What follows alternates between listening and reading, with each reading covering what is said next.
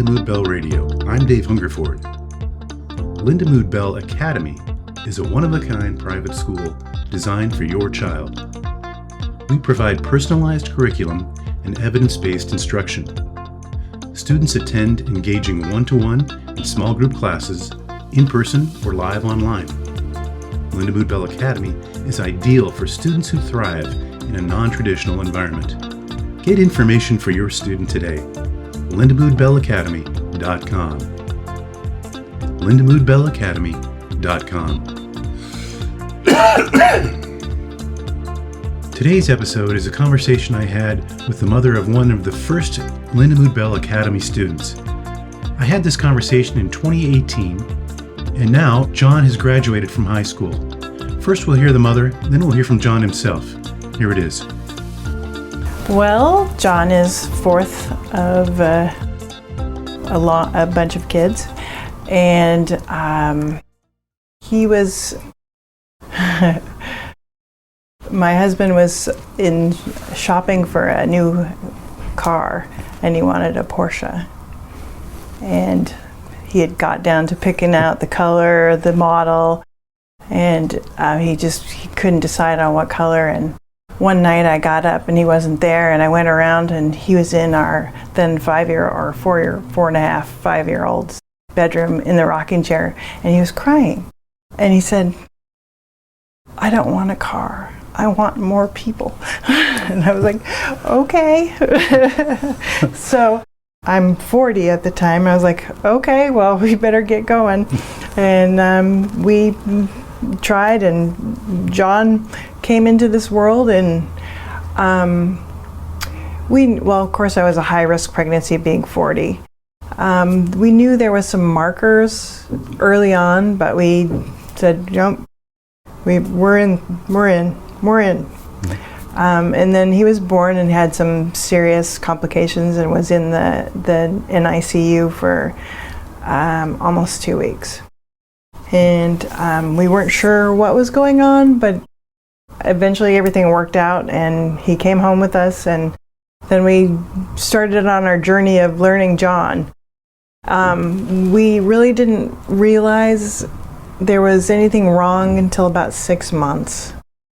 And then we started, his pediatrician said, "I want you to go have this eval." And we were like, okay, because we really didn't. We thought he was pretty normal. He was a little behind physically. So we went, and they didn't find anything wrong with him per se. They just had markers that said, okay, this isn't correct.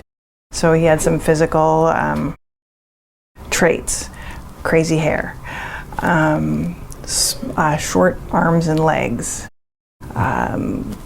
weak muscle tone, but there was nothing that he didn't fit into any of the boxes. So we started on some physical therapy and some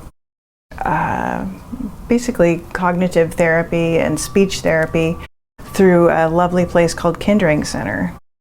And they take kids up to 3. So he went there from 6 months to 3 years old. So we knew we kind of had something. So then it came time to start school, and he was accepted in our public school into they called it Ready Start, because of the cognitive issues. They wanted to get him in and see where he was and see where they could help him. And this is around 3 or 4? I think it was 3, because he went 2 years. And then we did that, and he liked it, but we didn't make whole lot of progress, and we weren't making a whole lot of progress at home. You know, most of our kids read by the time they went to kindergarten, and he didn't have any interest in it. Was frustrating to him. He didn't want to read. He didn't want to be read to. Was he verbal? He was not as verbal, but he was somewhat verbal, but not. He wasn't able to communicate his frustration. So he lashed out with behavior. So then we go into kindergarten, and the behavior got worse. And I was getting calls once a week from the principal, we've had to physically restrain him. Can you come get him? So then, okay, how about if we repeat kindergarten? Maybe he'll outgrow it.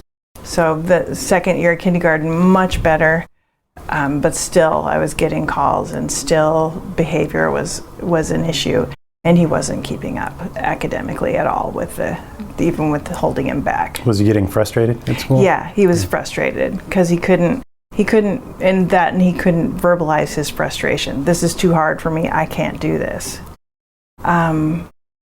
So then he got into the resource room, and the special ed teacher, who was wonderful with him, basically took him under his wing, even though she had 38 other kids, and really worked with him. But still, she didn't have the time that he needed. And I think it was 3rd or 4th grade. I know for sure 4th grade. We had a conference, and she said, I think he'd benefit from outside help. I think we need to look, because what I can give him isn't enough. So then we started looking, and through word of mouth, a couple of people told us about Lindamood-Bell. So we thought, okay, well, let's go have a look. So we came, interviewed, and thought, oh gosh, that would be awesome. So he did his testing, and it was, I think Lindamood-Bell and us, we were both kind of like, I don't know if this is good. We were all unsure of how this would unfold. Remember what the test scores were like? Were they he was kind of across the board? Across the board. At whatever, 9 or 10 when he started, I can't remember. He was kindergarten level. Mm-hmm. Yeah, at best, not reading. Right. So we started off with him doing the intensive program, and they thought, okay, well, let's see how he does for the typical 10 weeks. And then, okay, let's do it again. And he stayed in that. And then he'd spend his day and morning here, and then I'd pick him up, and he'd spend the afternoon at public school. And he loved being here. And he was making progress, albeit slow. Do you remember what program it was? We've done visualizing and verbalizing and seeing stars. So he was doing a combo of both. And it took a few months for them to figure out how to work best with him, what his cues were, and they were the clinicians were awesome as far as finding what worked for John. And it wasn't easy, and we kept thinking, oh gosh, I don't know, but they stuck with it. And I think the main thing is they did not give up on John, and that was key for John relaxing and saying, it's okay, I'm going to be okay. And so we did that for 2 years. And let me ask you a question. What would you say to people who said, well, yeah, they don't give up on him because they want you to keep paying him? Well, when you're in our situation where we didn't have any answers, they gave us some hope. Basically, he was lost in public school. He was not mainstreamed. He was warehoused, and we knew he was capable. And Lindamood-Bell believed he was capable as well. Did you start to see some progress? We started to see minimal progress, but progress. So that was just the 3 or 4 hours a day, just the reading. Intensive instruction. Right, but he was only getting that here, just reading, and he wasn't doing any classwork in the public school at all. He was just basically in the resource room playing on the computer. So when it came time to go to middle school, we thought, okay, we went and toured the middle school and talked to the special ed teacher there, and we just absolutely thought, okay, this is great. We observed the kids in action, and we loved it. 2 weeks before school started, the special ed teacher emailed us and said, I'm taking a job back east. And we were like, oh. So we thought, okay, let's see how it goes. Well, 2 weeks in, we knew he didn't want to go to school. He told us he was being picked on by the other kids. He was in a class of 8, and 5 of them were nonverbal. And he was being taught how to brush his teeth and put on deodorant. And he wasn't, he didn't have any classes to go to. It was so disheartening. So we, of course, were here part of the day as well still.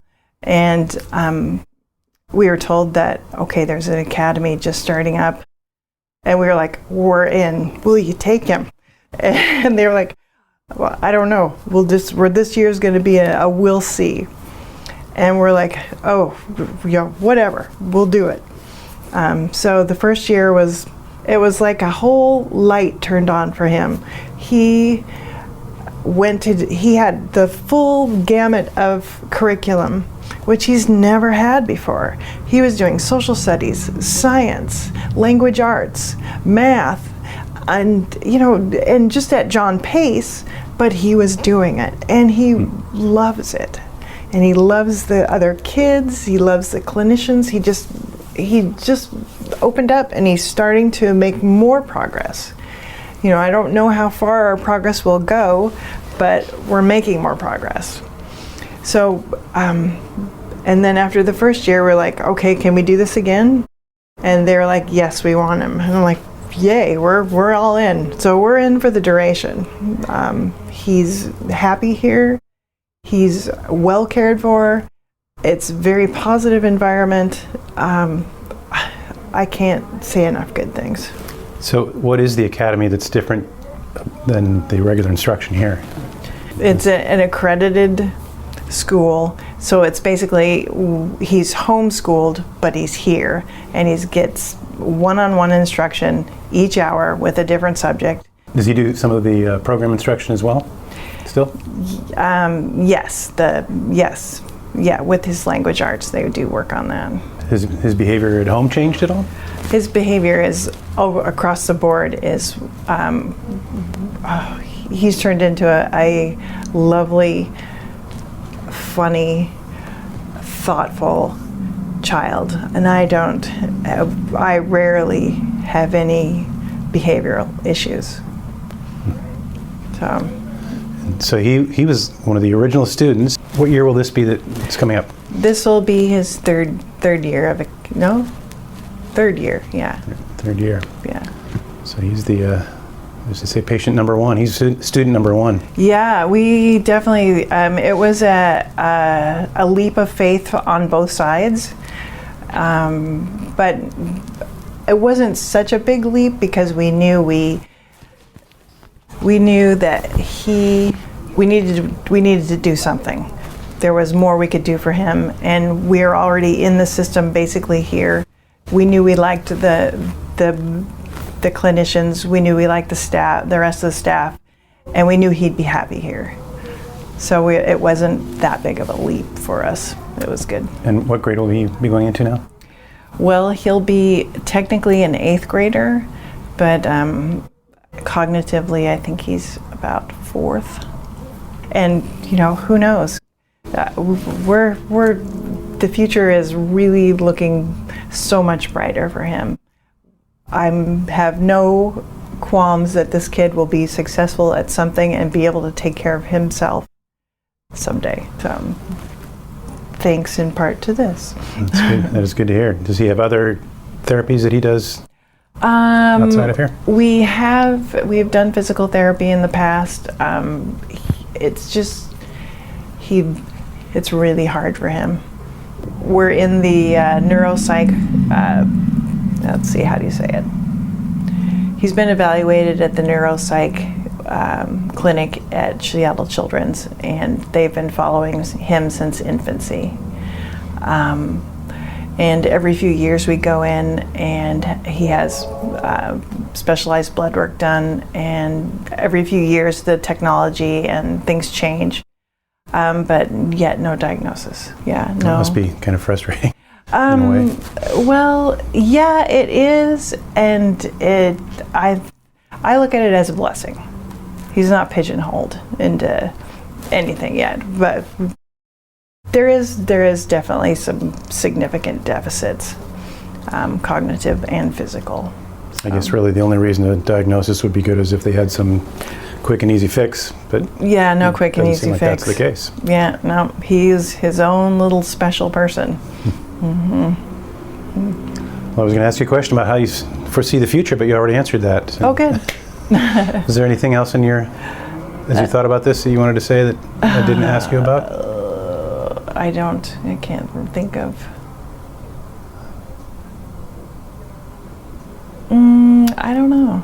I don't think so. Did your husband ever get a Porsche? No. He did get a Tesla. But he'll tell you it has a back seat.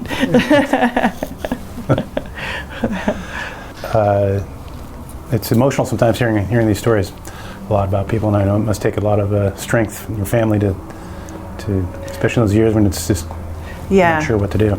Dave and I are a good team. I'm very lucky, and yeah, we're very lucky.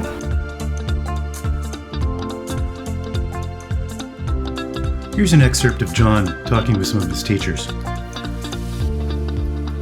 Well, I kind of like reading books and also having fun with my friends and laughing and also watching funny videos and also doing study halls and also doing math and